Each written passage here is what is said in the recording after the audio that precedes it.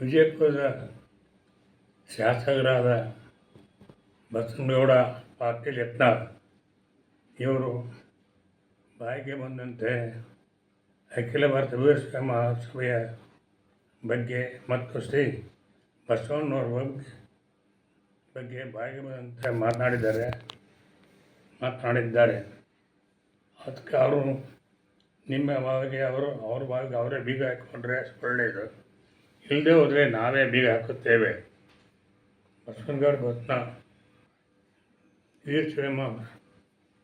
ಬಸವನಗೌಡ ಪಾಟೀಲ್ ಬತ್ನಾಳ್ಗೆ ವೀರಶೈವ ಅಧ್ಯಕ್ಷರು ನಾನು ಎಚ್ಚರಿಕೆಯನ್ನು ಕೊಡುತ್ತೇನೆ.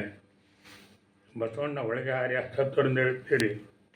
ಇನ್ನೊಂದೆಡೆ ವೀರಶೈವ ಮಹಾಸಭೆ ಎಂದರೆ ಭೀಮಣ್ಣ ಕಂಡ್ರೆ ಯಡಿಯೂರಪ್ಪ ಶ್ಯಾಮನ ಶಿವಶಂಕರ್ ಬಂದಿರ್ತೀರಿ.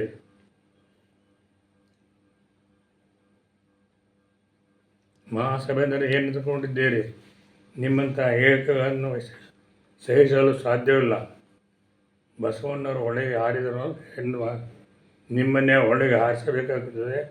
ನಿಮ್ಮ ಬಾಯಿಗೆ ಬೀಗ ನೀವೇ ಹಾಕಿಕೊಳ್ಳಿ, ನಾಲಿಗೆ ಮೇಲೆ ಹಿಡಿತಾ ಇರಲಿ. ಇದನ್ನು ಎಚ್ಚರಿಕೆ ಅಂತ ತಿಳ್ಕೊಳ್ಬೇಕು. ಸಾಕು.